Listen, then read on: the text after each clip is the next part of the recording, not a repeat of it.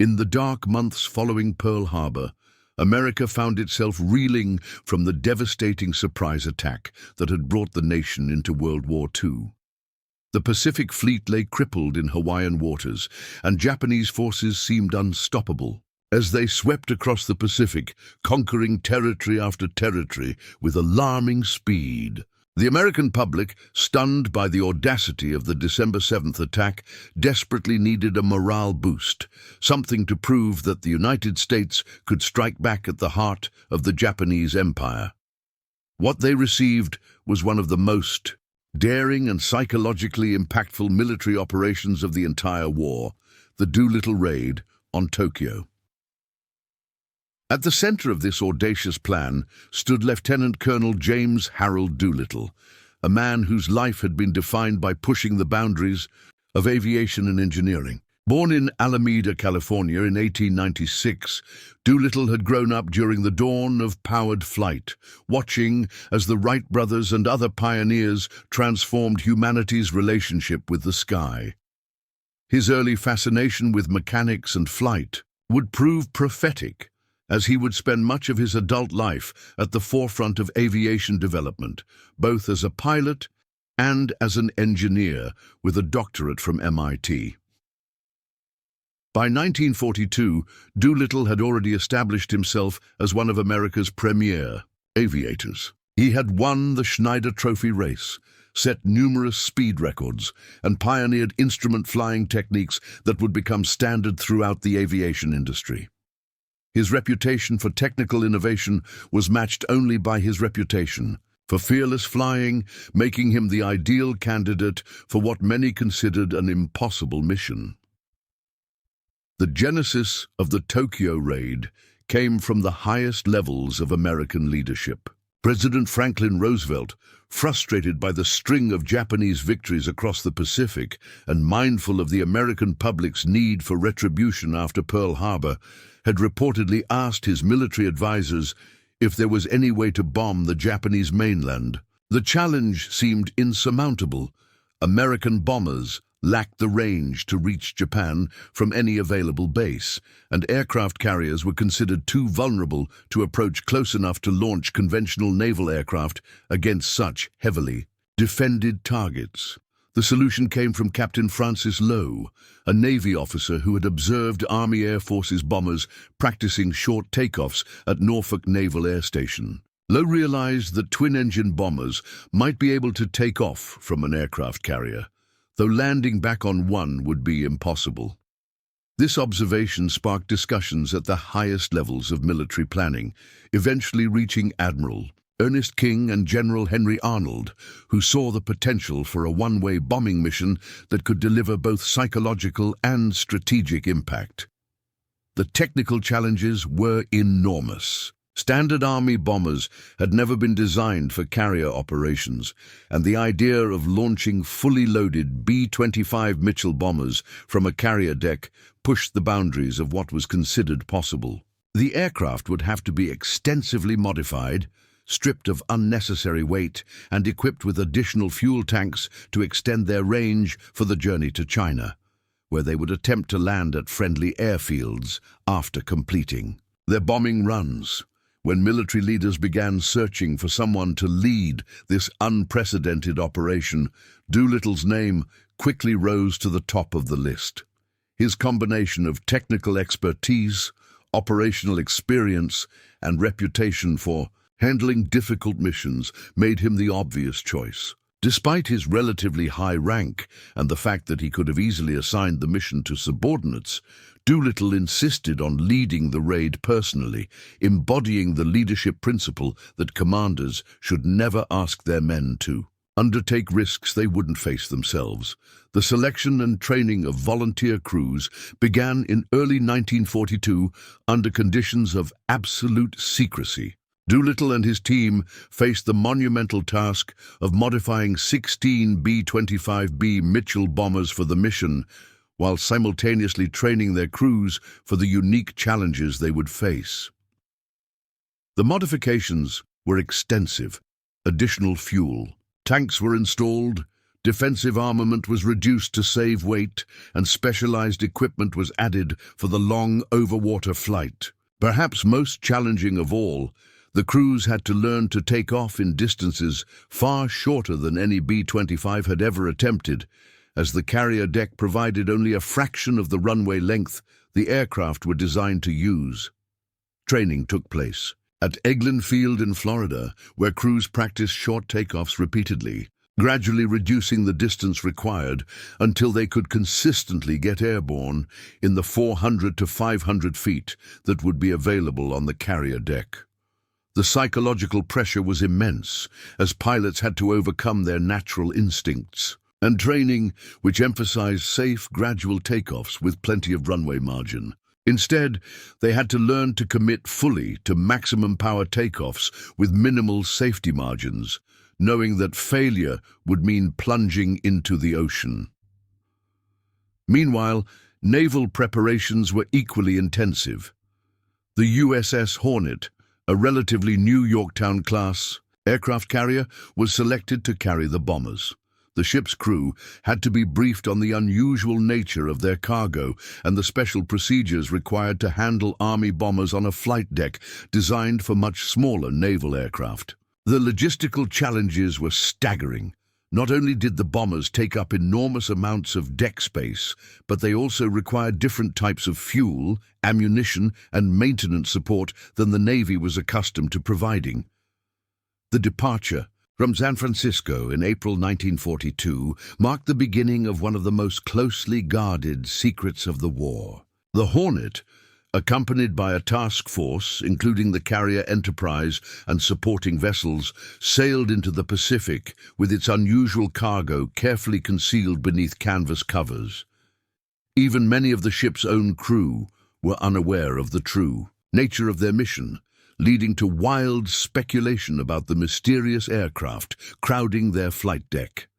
As the task force moved westward across the Pacific, Doolittle and his crews continued their preparations, checking and rechecking their aircraft, studying their targets, and mentally preparing for what they all knew would be an extremely dangerous mission with uncertain prospects for survival. The original plan called for launching the bombers approximately 400 miles from the Japanese coast, but fate would intervene to make their task even more challenging. On the morning of April 18, 1942, the task force encountered Japanese patrol vessels much farther from the coast than expected. Faced with the likelihood that their presence had been detected and reported, Admiral William Halsey made the difficult decision to launch the bombers immediately, even though they were still more than 600 miles from their targets. This meant that the already marginal fuel situation became critical, and the chances of reaching the planned landing fields in China became even more uncertain. Despite these complications, Doolittle made the decision to proceed with the mission. At approximately 8:20 a.m., he climbed into the cockpit of his B-25, positioned at the front of the line on the Hornet's deck. As the carrier turned into the wind and increased speed to provide maximum airflow over the deck, Doolittle began his takeoff run. The sight of the fully loaded bomber lifting off from the carrier deck was both inspiring and terrifying, proving that what many had considered impossible was indeed achievable through skill, preparation, and sheer determination. One by one, all 16 bombers successfully launched from the Hornet, a testament to the thorough training and preparation that had preceded the mission. However, the early launch meant that fuel would be critically short, and the prospects for reaching safe landing areas were now questionable at best. Nevertheless, the die had been cast, and Doolittle led his raiders toward the Japanese mainland, knowing that they were about to make history regardless of their individual fates. The flight across the Pacific tested both man and machine to their limits. Flying at low altitude to avoid detection, the bombers battled headwinds and weather while their crews nervously monitored fuel gauges and navigational instruments. The psychological pressure was immense, as each crew member understood that they were flying toward targets in the heart of enemy territory with no realistic prospect of rescue if things went wrong. As the Japanese coastline appeared ahead, Doolittle and his raiders found themselves looking down at a nation that had never experienced enemy bombing on its home islands. The psychological impact of this moment cannot be overstated. For the first time since the Mongol invasions of the 13th century, foreign enemies were attacking Japan itself. The strategic bombing campaign that would eventually devastate Japanese cities still lay in the future, but this first strike carried symbolic weight far beyond its physical destructive power. The bombing attacks on Tokyo, Yokohama, Nagoya, Osaka, and Kobe proceeded according to plan, with the raiders encountering surprisingly light opposition. Japanese air defenses, never having faced the prospect of enemy bombers over their homeland, were caught completely off guard. The B-25s, flying at rooftop level, struck military installations, industrial facilities, and other strategic targets, before turning westward toward China and the uncertain fate that awaited them there. The return journey proved to be the most harrowing part of the entire mission. With fuel running critically low and darkness falling, most of the crews found themselves facing the prospect of crash landings or bailouts over hostile or unknown territory.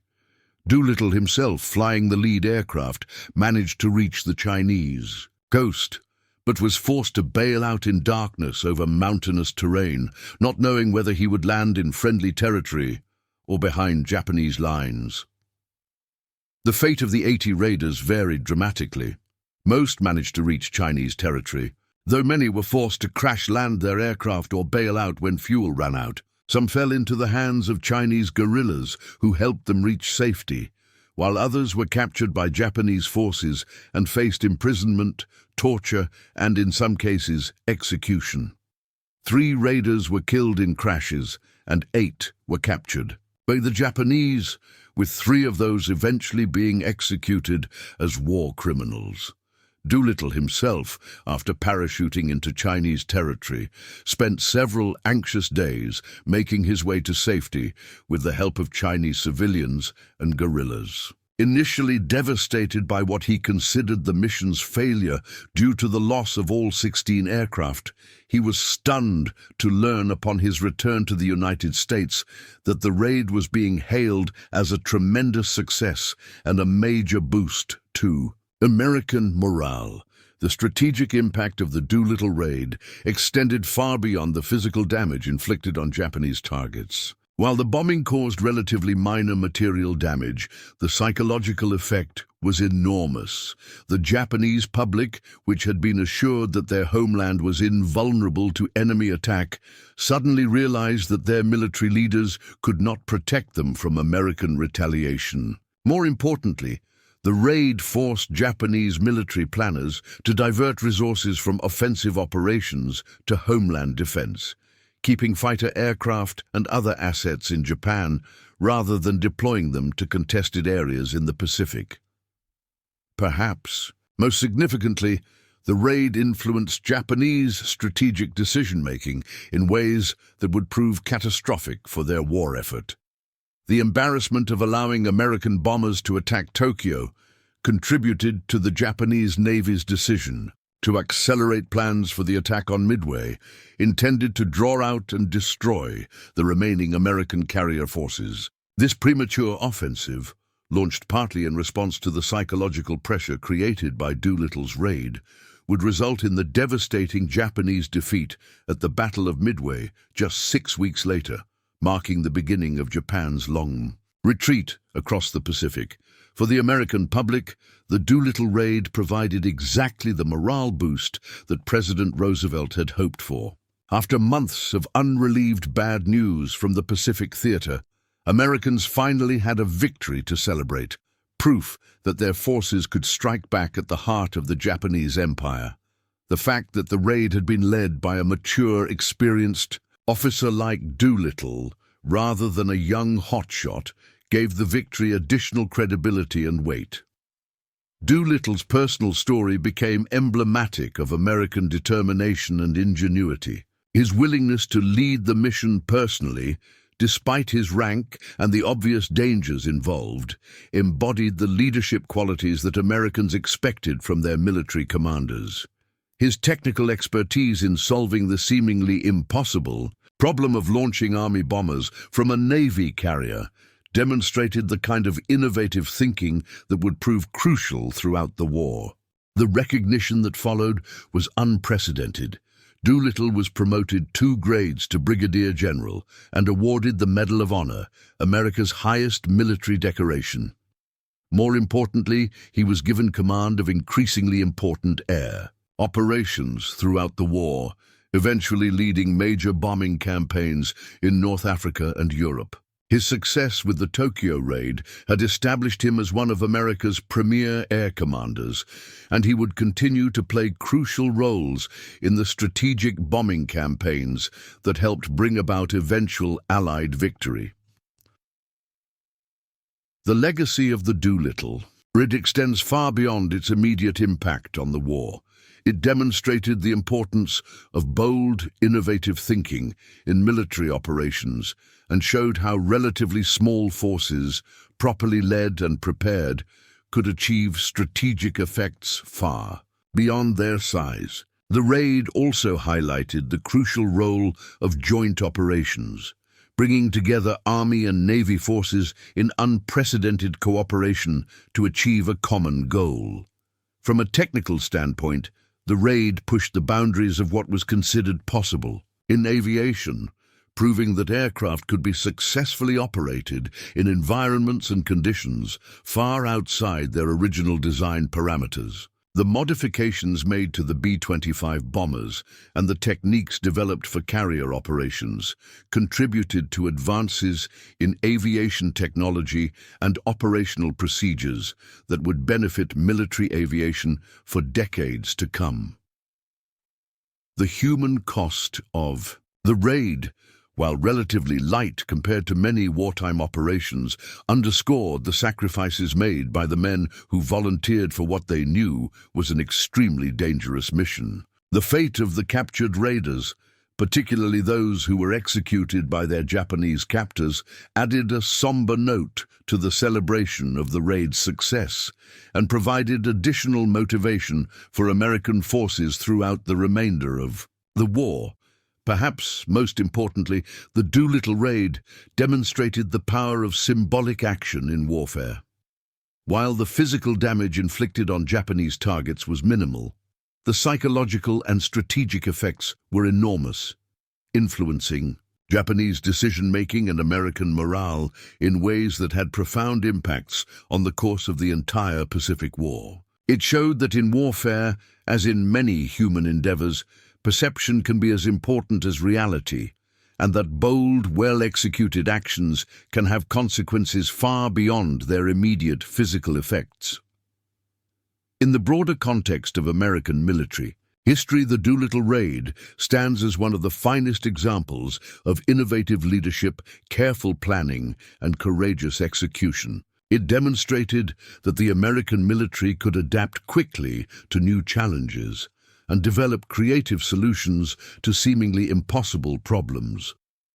The raid also showed the importance of individual leadership in military operations, as Doolittle's personal involvement and leadership were crucial to the mission's success.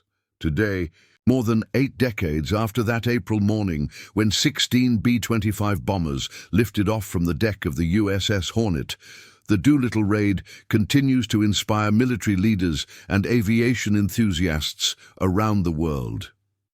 The mission stands as a testament to what can be achieved when innovative thinking, careful preparation, and courageous leadership come together in pursuit of a common goal. James H. Doolittle and his raiders proved that no target was beyond the reach of American determination, and their bold strike against the Japanese homeland marked the beginning of America's long march to victory in the Pacific theater of World War II.